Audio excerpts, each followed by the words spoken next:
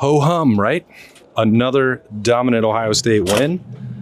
No, they're not bored. This is one of the most victorious, exuberant locker rooms right behind this door that I have heard for Ohio State on the road in a while. Maybe it's because they've got an off week coming. I don't know.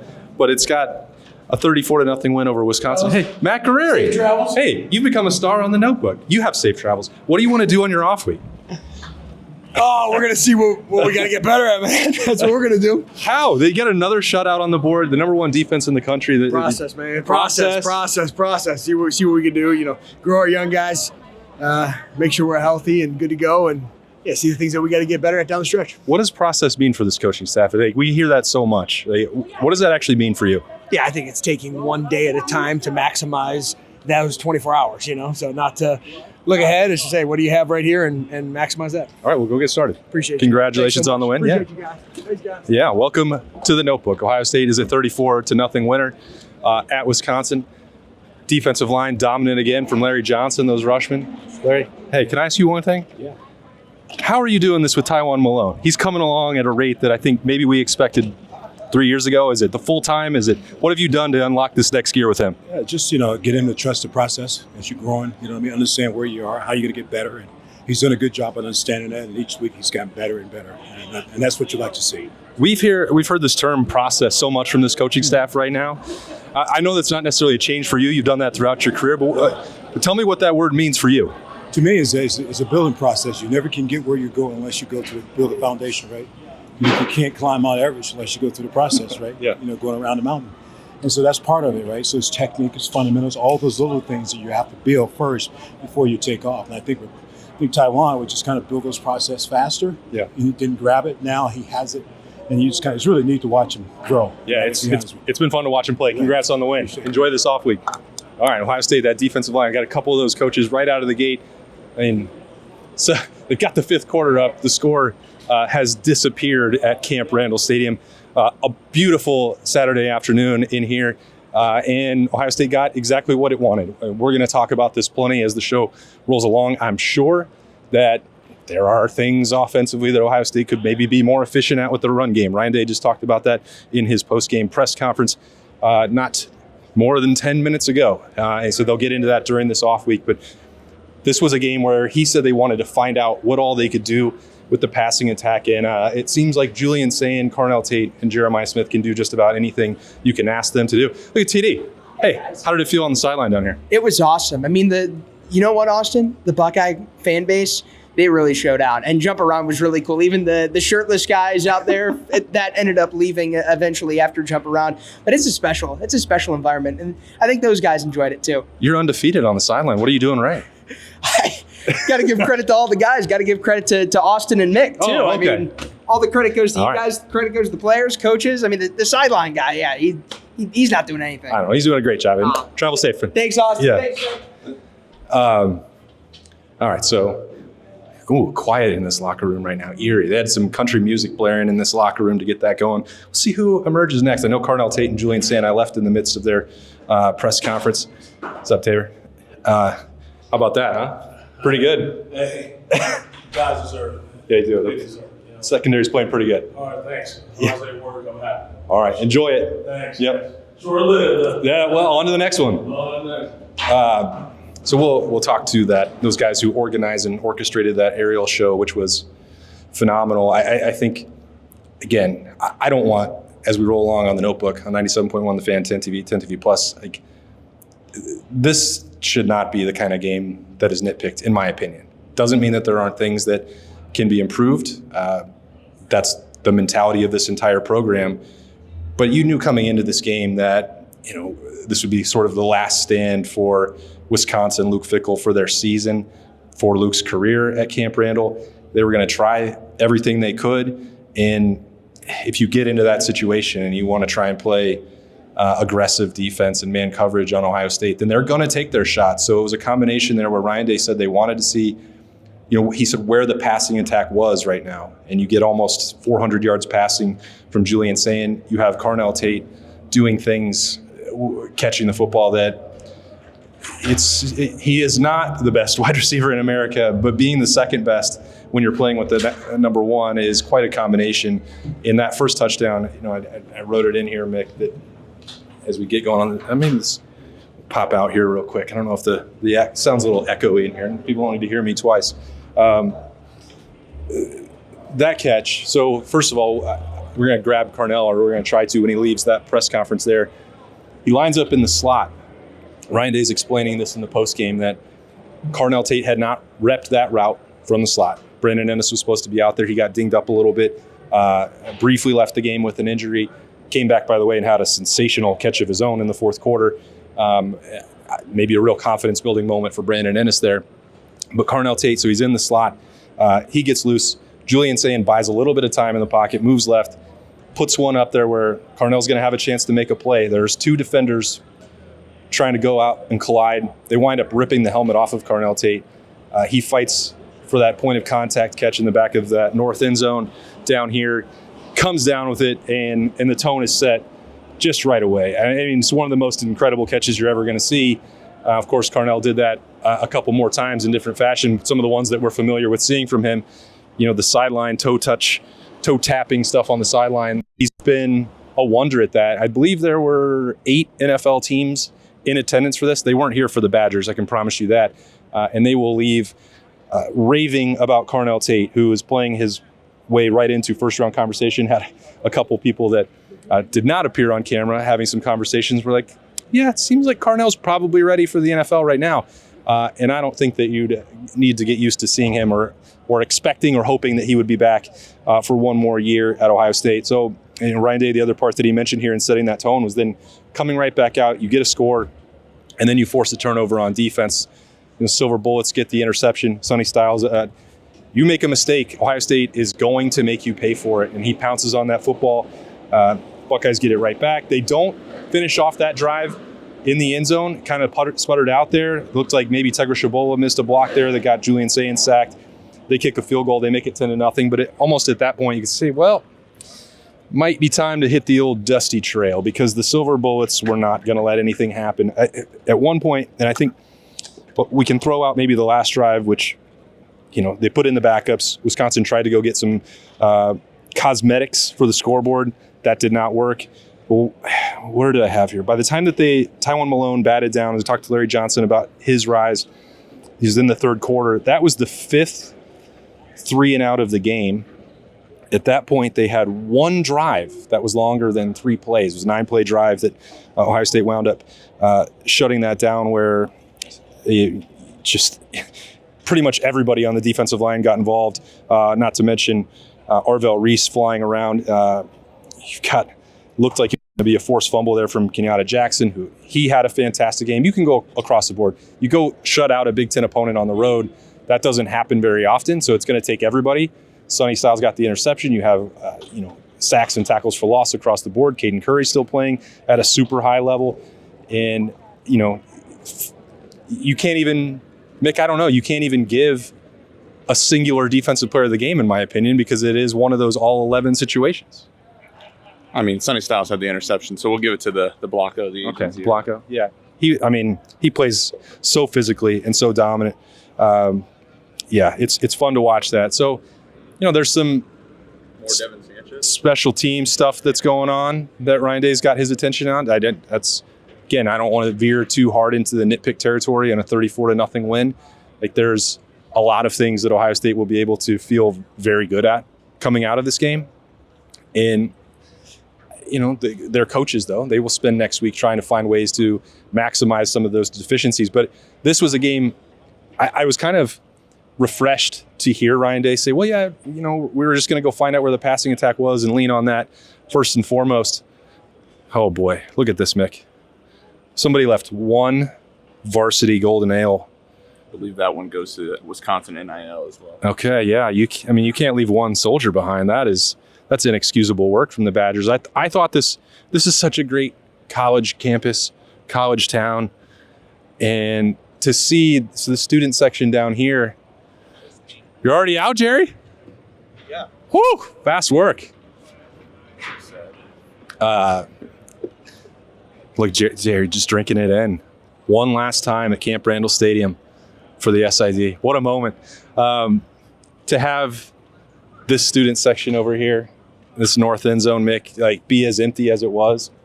I thought was sad. This used to be Wisconsin, and the energy in here was strange. Even before the game coming in here, it was like Ohio State. They knew. Everybody that we talked to downtown on Friday night, people that were around campus who walked in the stadium, they were not expecting anything better than what was put on display here. And that's a pretty remarkable and shocking, I think, fall from grace for Wisconsin, for Luke Fickell.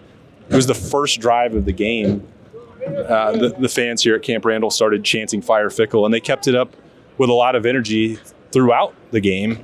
So I think they may be at a point there's maybe no turning back for Wisconsin at this point. Maybe that doesn't sound like breaking news to some folks, but it's just got sideways so quickly. You lose 37-0 one week to Iowa, and then you have Ohio State coming in the next. You don't have any chance of winning that game in reality. And the Buckeyes did exactly what they were expected to do by their sneak covering that. Oh, I see. We got tricked this time.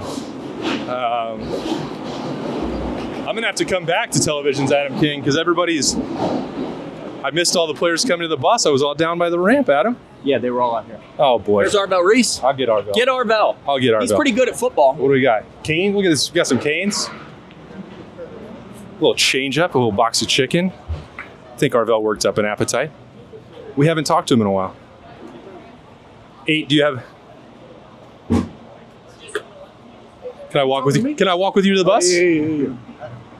You... Let me turn the music on. What are we listening to? One of my friends. One of your friends? Yeah. Shout him out. Come on. GG Squeeze. Okay, GG Squeeze. He's on the notebook. He's 8 feet tall, right? I know you hate talking about yourself personally. So an effort where the Silver Bullets get a shutout, what does that part mean for you collectively? What does it mean for me? Just the team. Like, what's it like to be? Oh yeah, it means a lot for the team. That's what we take pride in. Hold them to as less rushes as we can hold them to, and not let them get on the board. That's what we take pride in for sure. What was your vantage point of Aaron Scott getting the last hit to make sure that 0 was secured at the end of the game? Oh yeah, I was happy. For him. But he do it in practice though, so I knew he was gonna do something like that. He come downhill, he always hit somebody, so I knew he was gonna do that. I was happy for him. What's your normal Canes order? The sandwich. I get the sandwich. Sandwich. Okay. Yeah, Was this gonna work? They got the tenders, but it's gonna be cool though. Okay. All right. Go enjoy it. Yep. Congrats. Yep. Yeah. Have a good one. All right. Big, 8 feet tall and bulletproof. What an absolute, what a season. Another guy that you're kind of looking, and now we're 7 games into it. You could still potentially enjoy this roster. I don't want to get too ahead of things. There's a long season ahead, but my goodness, don't get used to maybe seeing Arvell or Carnell Tate in an Ohio State uniform into 2026. Adam, who's your player of the game? This is television's Adam King. He's joining me on the notebook. You'll also find him on Snap Judgments if you haven't already watched that. Player of the game. Player of the game. Do you watch the game? I watched the Do game. you see number 17? He's good. He's very good. He's very good. TJ Alford? And yes, TJ Alford, player of the game. And if you are an NFL scout and you watch that and you don't draft him, I don't know what to tell you. I mean, I don't know how the Cleveland Browns don't see that and trade up to get the number 1 overall pick, because that's where. Whoa! I'm locking it in. That's clearly where he's going, no doubt about it. No, I'm beyond impressed with the offense today. Julian saying, goodness, Buckeye fans, it is unfair that you get Quincy Porter next year, Chris Henry next year, Mylan Graham. I was going to say Mylan, calm down, but I was debating how I should rank them here, put them together here. And a Philip Bell appearance as well. Plus Jeremiah Smith and Bo Jackson. That seems pretty good. What about Isaiah West? Well, and Isaiah West. Welcome to the party, number 32. All offseason, we heard about Isaiah West. He made a statement today. What was that? Almost got a tutty there. Sorry, guys. Almost got a tutty there.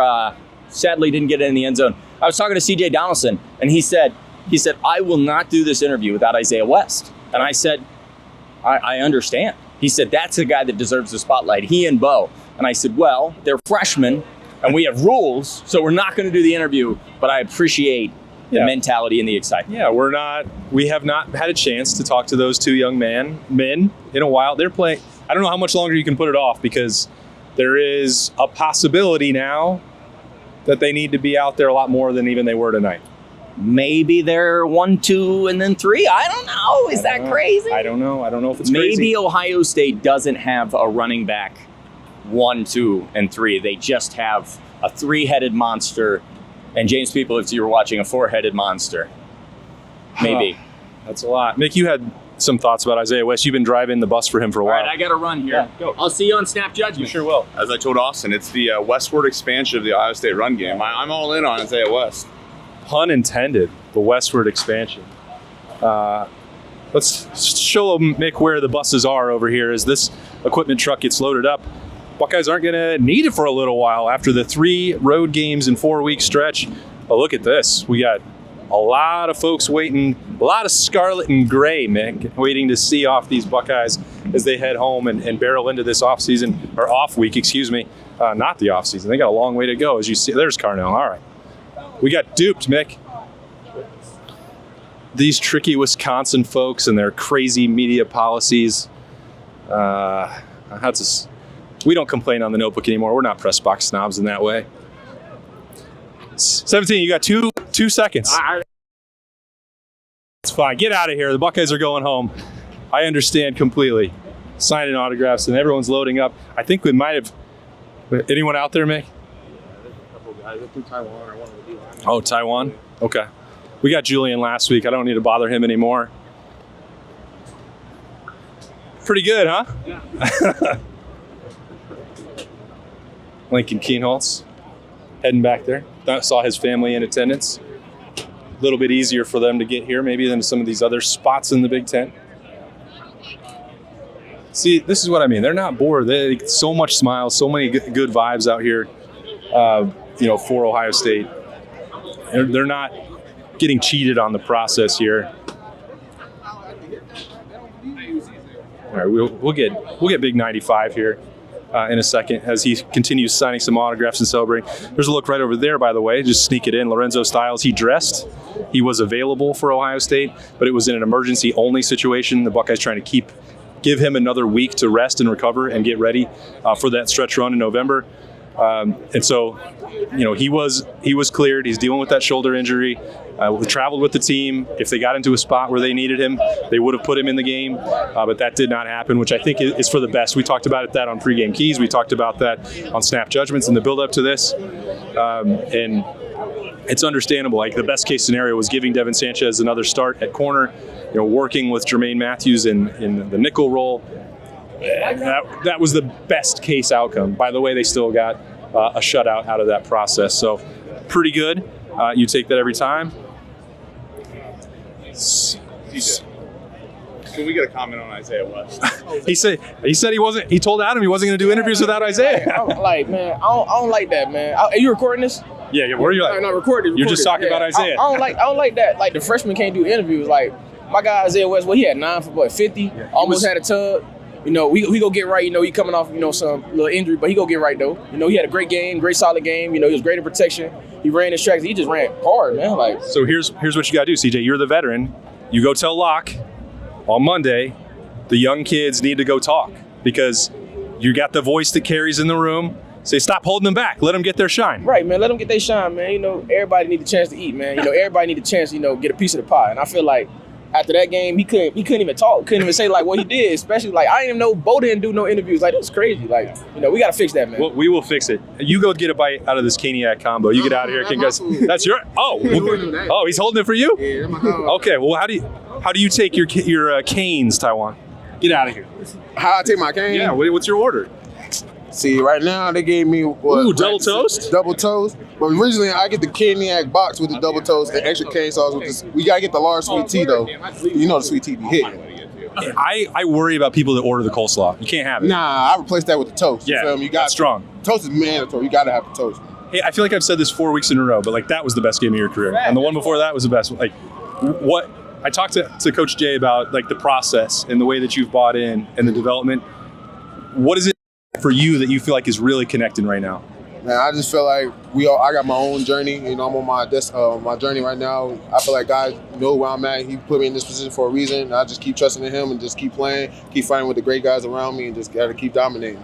What was your favorite play you made tonight? Because Mick just gave the finger wag. I thought it was because that ball would have been completed behind you if you. It would. I'll probably say my first tackle when I hit the baseball celly. It reminded me of the old time when I used to swing the bat, so it was fun to do that again. You know what I'm saying? All right, go dig into that food. Congrats, Taiwan. It's great to see you. All right. All right. How about that? It's really trying to. Now CJ Barnett is really laying down the law to get folks out here. Carnell was listening. I respect that. You got to get the Canes. You got to get on the bus because Ohio State is very much ready for this off week to begin. Comes at a pretty good time. They did get Edric Houston back tonight. He played. Talked to him briefly. He was absolutely beaming about the opportunity that he had to get back on the field for the Buckeyes. You add that, a little bit of a surge going on there, as we mentioned with Taiwan Malone, but then you add Edric Houston into that. It's going to be pretty scary because that was the entire conversation. Congrats, Mick. Thanks. Hey, how do you like your Canes? What's your order here? You know what? I just grabbed the box. I think we're going to try everything. We're going to try the sauce, and we're good. All right, I'm not going to slow you down because CJ's getting everybody on the bus, but when shutouts are hard to come by, when a defensive coordinator gets one and you get a chance to celebrate that, what's the first thing you say to the team? I mean, just happy for the players. Those are the guys that do all the work and put everything into it. So just super excited. It means a lot to our kids, and just happy for them to go celebrate it and enjoy it. All right, travel safe. Enjoy the off week. There's K-Mac, the legend. Oh, this is number 1. Peyton Pierce, the Texas Tornado, bro. I got you, see? Berm's got me infected in my brain now. James Laurinaitis, how do you take your Canes? What do you say? What's your Canes order? I never get Canes. Gotta know. Who orders the coleslaw? I know Mark Pantoni doesn't take the coleslaw. There's nobody wants that. It's a mess. All right. Everybody heading to the bus here. Got the Heartline crew. RJ on the road over here. Ohio State coach Ryan Day. Travel safe. Hey, congratulations. A lot. Look, I'm going to get run over. Look at this. All right, they're tearing down, getting out of here. I didn't even say hello to this weird silver Bucky the Badger over here, Mick. What do you think that's made out of? Titanium. Titanium Badger. Everything else felt like aluminum foil for the Badgers tonight, so maybe I'll just see if this one goes down. I am Bucky. Insane paint job. Oh, did get dented up a little bit. Oh, maybe that's just the fist. I don't know. Yeah. Anyway, Ohio State won 34-0. This has been the Notebook. Got to appreciate all the coaches that stopped, all the players that shared a few thoughts. I know they're going to need a couple days to get right, get fresh. They'll be back. They'll practice Tuesday, practice Wednesday, practice Thursday, and then a weekend to kind of get the feet up. And then that stretch run is coming. This Ohio State broke it into segments, and you had this 4-week stretch with 3 road games that they knew was going to be a grind. And physically, it has been. Even if you look at the scoreboard, and all of these wins were double-digit, comfortable, covers for Ohio State. It's tough to go on the road in the Big Ten. It's tough to deal with all that travel. Not going to have to do that nearly as much down the stretch. Now, come playoff time, that might be a different story when you're stringing all of that together in the grind of that. But this is one I think that the Buckeyes will, even if it was one they were supposed to win comfortably, they will enjoy that trip home.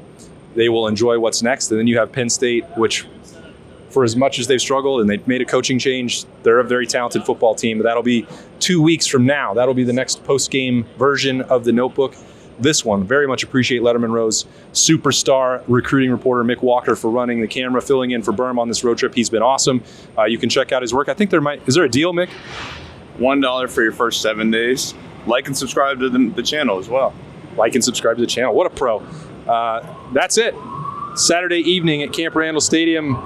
We'll see if there's more news on the way for that program. But for the Buckeyes, they're on to the next one. They're 7-0. They're number 1 in the country. It should be pretty much unanimous with the votes, in my opinion, after what happened to Miami. People trying to talk themselves into Indiana.